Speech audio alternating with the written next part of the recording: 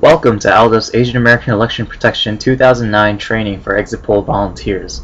If you're watching this video, you should have already signed up to be a volunteer with us. If you're not signed up yet, please visit www.aaldef.net to sign up as a volunteer. If you're an attorney, you're required to undergo a separate 90-minute attorney training. Please contact us if you have any questions. To preface, this is a bare-bones training that will only give you the basic understanding of what our program is about and what to do as a regular exit poll volunteer on election day. Again, attorneys need to undergo separate, in-person training unless otherwise specified by us. We highly recommend attending one of our scheduled trainings in person if possible as well, instead of watching this video. Otherwise, before continuing with this presentation, please read AALDEF's latest exit poll report, The Asian American Vote in the 2008 Presidential Election, as well as Asian American Access to Democracy in the 2008 Elections Report. These two reports will give you a better understanding of Asian American voting patterns, a detailed look at some of the obstacles we face in our community to access the vote, and why we implement this program every year. Here are the direct links to both reports in PDF format. Alright, so you read the reports. Let's get started then, shall we?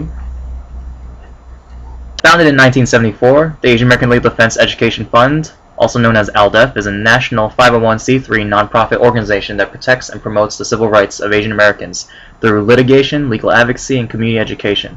AALDEF runs a variety of programs and legal services, including our voting rights program. This year, AALDEF will be conducting our annual Asian American Election Protection and Poll Monitoring Program in New York City and Boston for the primaries and general election. AALDEF runs its election protection project every year, where we 1. Monitor poll sites for compliance with federal, state, and local election laws, 2. Interview voters and document voter problems, and 3. Conduct the largest exit poll survey for Asian American voters on election day. Last year, AALDEF surveyed 16,665 Asian American voters at 229 poll sites across the country in 11 states and Washington, D.C.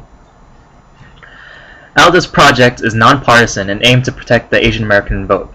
We're not here to support one candidate over another. We're here to protect voters, especially Asian American voters, and their right to cast a vote free from intimidation, partisan influence, or any other form of interference.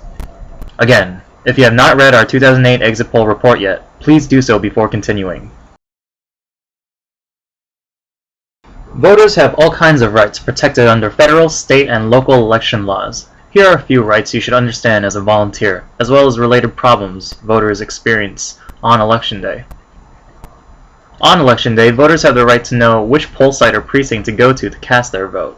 Normally, voters will receive this information in the mail before election day, or voters can call their local election office before or on election day to find out where they need to go and vote. However, sometimes voters may be sent the wrong information and may show up at the wrong poll site. Every poll site must post a Voter Bill of Rights sign that describes a voter's rights. Also, voters have the right to know how to cast their vote through instructions posted at every poll site. Although there are various election laws in place to prevent campaigning or partisan influence within a poll site, voters still have the right to bring with them campaign literature, such as a pamphlet or palm card for a certain candidate, in order to help them vote. Again, this project is a nonpartisan effort, so all volunteers must be nonpartisan while participating in this project. Voters also must be given a reasonable amount of time to cast their vote. In previous elections, voters have complained to our volunteers that they were rushed by poll workers to vote quickly. In one instance, a poll worker kicked an elderly Asian American voter out of a polling booth so that the poll worker's friend could vote immediately.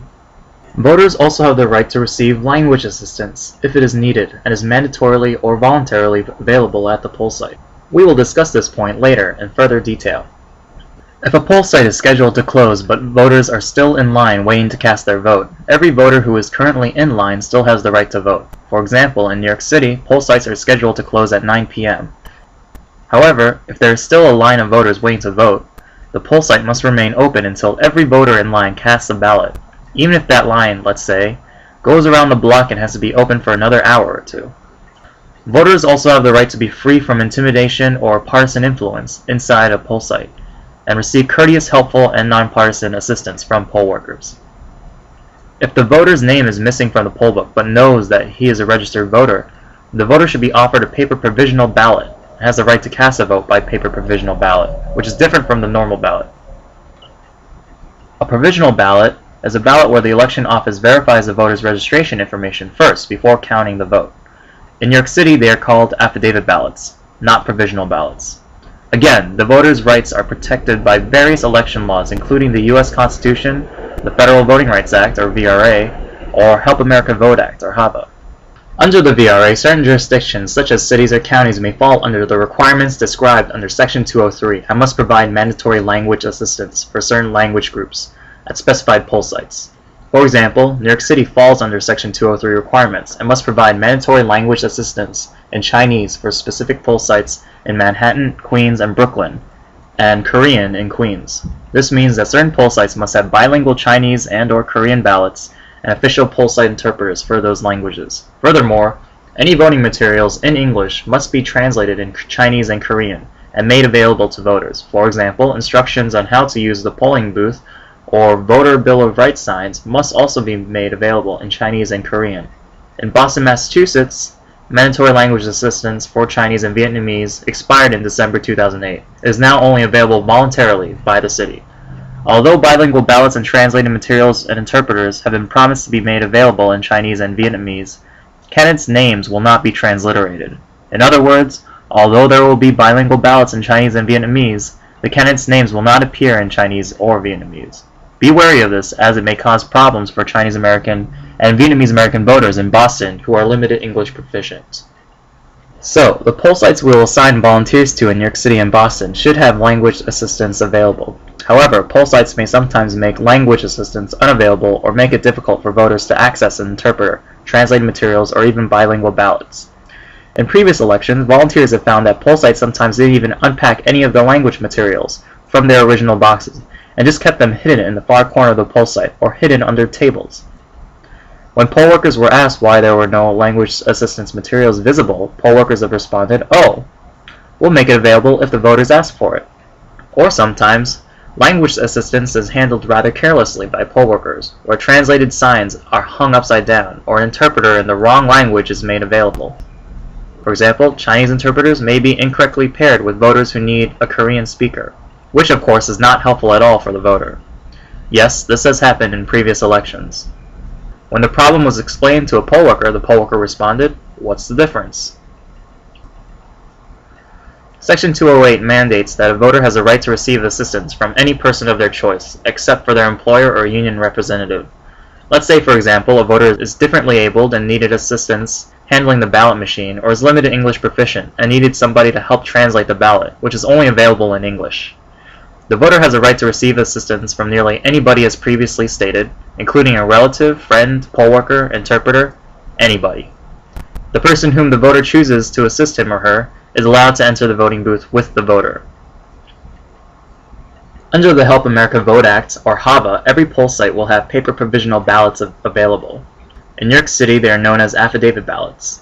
If a voter's name is missing from the poll book at a poll site, but the voter knows he is registered and is supposed to vote at that poll site or precinct, the voter may vote by using a paper provisional ballot instead. The vote from a provisional ballot is supposed to be counted after the election office verifies the voter's registration. Again, the voter must be at the correct poll site or precinct in order to have the provisional ballot counted. An all too common problem is many Asian American voters are forced to vote using these provisional ballots, because election offices will incorrectly enter the names of voters, especially if the names are uncommon. To cite one example, a Korean American male whose last name was Kim once tried to vote, but poll workers couldn't find his name in the poll book because the election office incorrectly switched his first and last name and then changed Kim to Kimberly. Yes, this actually happened. We will discuss later how you should document all voter problems and track voters who voted by provisional ballot. After Election Day, AALDEF will verify that every provisional ballot has been counted, so long as the voter filled out a report form through you, the volunteer. Though some states may have their own identification requirements in order to vote, all other states, such as New York and Massachusetts, follow HAVA's ID requirements, where only first-time voters are required to show one form of ID, such as a driver's license, home utility bill, passport, or another form of government ID. So if you have voted before at the same poll site, you should not be required to show any identification.